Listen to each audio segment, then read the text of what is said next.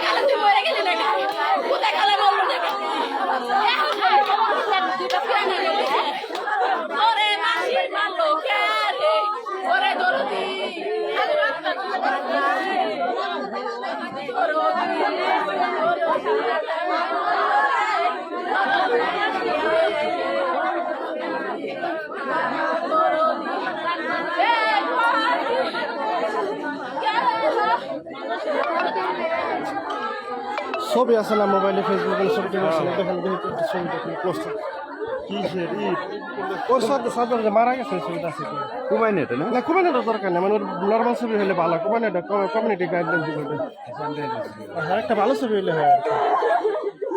সামনে আছে না কিছু নিয়ে আমি শেয়ার করে নিয়ে আসছি না, আমি লাইভে থেকে দেখাই কিছু নিয়ে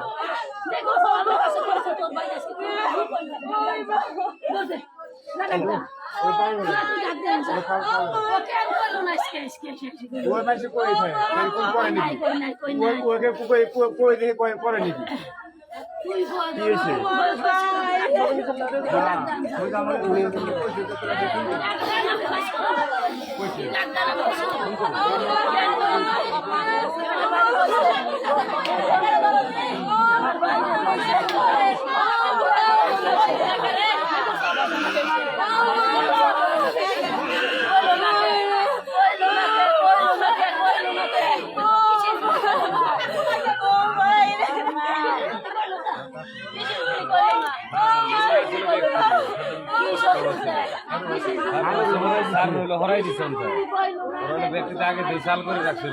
মানে সিস্টেম ওরা আগে থেকে প্ল্যান করে রাখছিল তাই না? ফোন করে নিছে না বাসা থেকে? বাসায় থেকে ফোন করে যায় না, তাহলে ডাইকে নিয়ে গেছে। ডাইকে নিয়ে গেছে। ডাইকে নিয়ে যাওয়ার পরে মেন আসামি তাকে ওর নাম কি? ওর নাম মিরাজ। আসলে একটু আপনি মারছে কি চকের ভিতরে নিয়ে? ফটকির ব্রিজ বলে নাম। হ্যাঁ হ্যাঁ, ওখানে নিয়ে আগে একটা দ্বন্দ্ব হয়েছিল, দ্বন্দ্ব ছিল। হ্যাঁ, এটা নিয়ে আমরা একবার বসে মিটেও দিচ্ছি। দেওয়ার পরে মিটে গেছে। পরে গত রাত্রে করছে কি মানে ওরা ফোন দিয়ে নিয়ে আর একজনের মাধ্যমে ডাইকে নিয়ে ওই জায়গায় নিয়ে এইভাবে হত্যাকাণ্ড করছে। তাহলে এটা পূর্ব কল্পেও তার এগুলো আগে মূল দ্বন্দ্ব তো মাদক ব্যবসা নিয়ে, তাই না? মাদক ব্যবসা নিয়ে এগুলো দ্বন্দ্ব ছিল তো স্যার? একটু দ্বন্দ্ব ছিল ওইটা নিয়ে। এই মাদক নিয়ে একটু গন্ডগোল ছিল। কি গন্ডগোল হয়েছিল? ও বারণ করছিল, মানে ও বাধা দেওয়াতে ওর প্রতি আর কি শত্রুতা হয়। খুব একটা আর কি মারছে। মিরাজ, ওর সাথে আরো 4-5 জন ছিল। ওগুলো সবগুলোর নাম তো জানি না, কিন্তু মারছে আর কি 4-5 জন। ডাইকে নিচ্ছিল, ওর নাম জানি কি? আরেক সাদ্দাম, ওই সাদ্দাম চাইনিজ সাদ্দাম, ডাইকে নিচ্ছিল। চাইনিজ সাদ্দাম নাম তো প্রথম শুনলাম আজকে, তাই না? এই নাম আছে নাকি? পরিচয়ের জন্য একজন নাম ও ডাইকে নিচ্ছে। ডাইকে নেওয়ার পরে ওর ভাই ছিল সাথে, ওই সাদ্দামের আমার যে বন্ধু, ওর ভাই ছিল সাথে।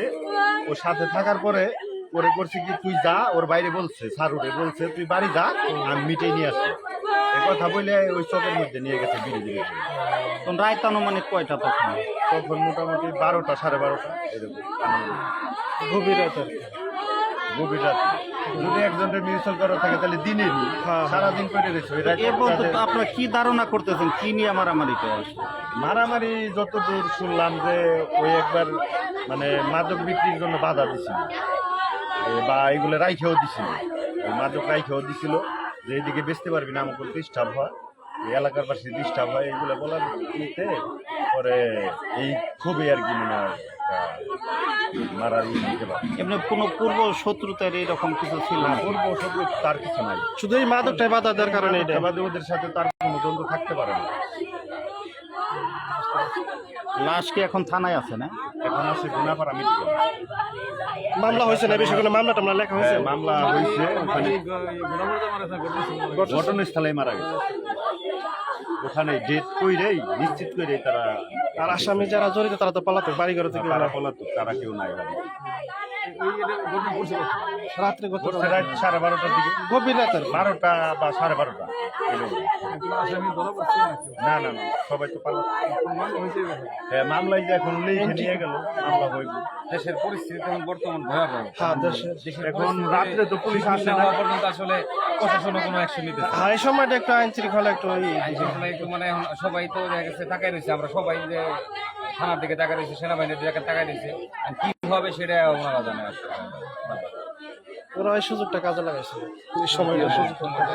মানে দেশের অস্থিতিশীল অবস্থায় ওরা আর কি কাজে লাগাইছে।